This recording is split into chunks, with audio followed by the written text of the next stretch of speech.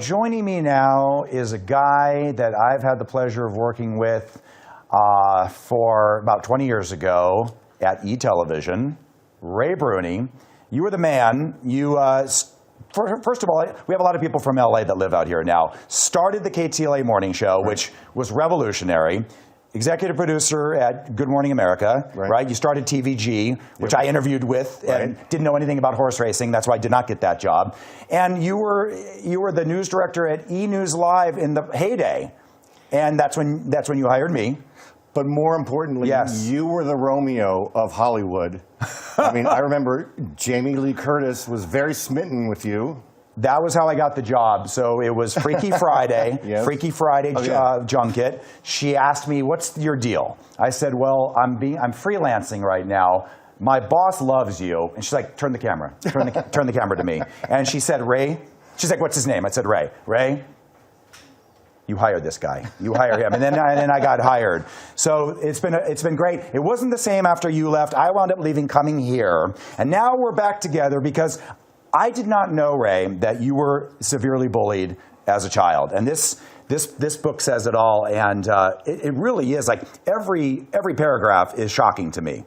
Why were you inspired to write the book? I was inspired, because 6 months ago I was playing on the internet. I discovered ChatGPT, and then I discovered DALL-E, this service within it. Okay. And I started creating pictures, and these pictures are just artworks. You know, you could say create a picture of a boy playing, dodgeball, and make it like a Rembrandt, and it's like comes out. It's just stunning. And I realized, oh my God, this is really affecting the way I see myself, and I see those things from 50 years ago. Because keep in mind, I'm 62. Yeah. Okay, and these things happened in the 70s.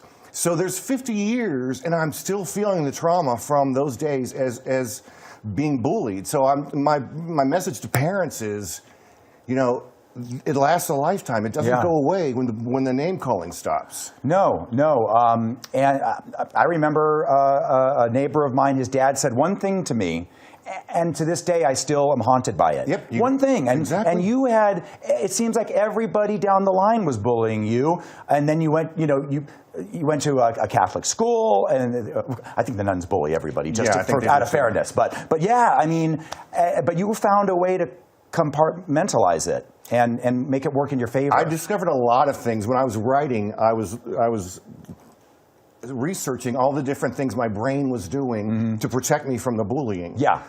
So I found like 15 different things that my brain did. Once it made me forget what happened on the school bus once. Once it what did it do? It told me. Well, my brain basically lied to me about what was happening at the moment. Just all these different kinds of things that I spell out in the book. So as it's happening, you can, as you're being bullied, you can see what your brain is doing to protect you. And it's almost like you had to live a lie. You were trying to. You didn't want your mom to know certain things about how you were feeling to protect her. And your dad, you had an interesting relationship with. It started young. My dad was the biggest bully. Yeah. So it was that. And he wasn't abusive, right? No. Just very mentally bullying. Yeah. My mother, you don't want her to know that nobody at school likes you. Yeah. Because then you're afraid she's going to start seeing me the way they did. Yeah. So it's a really good book. And I love that. We're a lot alike in the fact that our brains work a little differently. That's why you hired me, I think. And sometimes people can't, they don't really relate to it, or they take it the wrong way. And I know that was, you were saying in the book, sometimes, you were trying to do a report and everybody was yelling at you. In a speech class. In a speech class, yeah, great. That's going to do a lot for your confidence. And every 2 weeks I had to make a speech, and the teacher just allowed them to throw things and yell. And that's crazy. My entire life, I've been very socially paranoid. I don't go out. I don't do things. I don't want to be around people. Yeah. And it's all started there, and that just follows with you throughout the years. I was really shocked when I got a book in the mail, right? And I'm like, oh, geez, somebody was bullied. Oh, wow. And then I read the personal letter. I'm like, wait, this is my boss who hired me. Eddie, I never knew, because you're always fun and cool, calm, collected. I remember one really funny thing. You won't remember this, but Steve Martin was kind of a jerk to me. No. By the way, he turned out to be great, wrote me an apology letter, he was fine. Yeah. But at the time, we were sort of pushing the envelope on E! News, and I remember I was interviewing him on the red carpet, and I was like, starstruck, and I kept saying kind of how I'm talking now, complimenting him, and he's like, do you have a question for me? And it was like, oh, wow, that was kind of mean. So I asked you, I'm like, can I put in the story that Steve Martin was a jerk, because remember, that was his big movie. Right. And you said, yeah, no, do it. And we did, and sure enough, he did send me a personal note. I remember you with Shania Twain. Oh, yes. Yeah, we've like actually... I said, he's been around the block.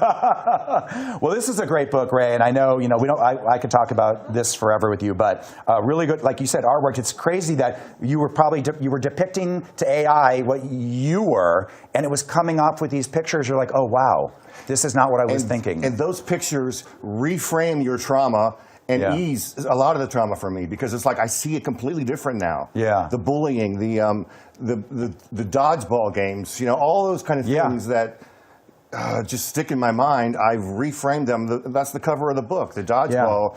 Is a battlefield, and they made a whole movie about it. Exactly. Right? I mean, yeah. Yes. So that's always been a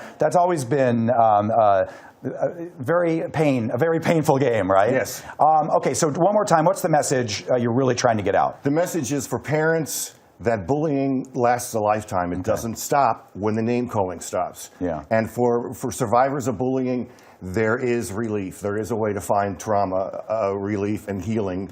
And that's the way I explain in the book how you can use ChatGPT to actually heal yourself. All right, the book tour will continue. You're going to go to our friends at KTLA in San Diego and all that. The Art of Being Bullied by Ray Brune, and you can get it in all the stores. And it's in Amazon currently. Amazon currently. Yes. All right. Thanks for coming by, man. I appreciate it. It's great to see you.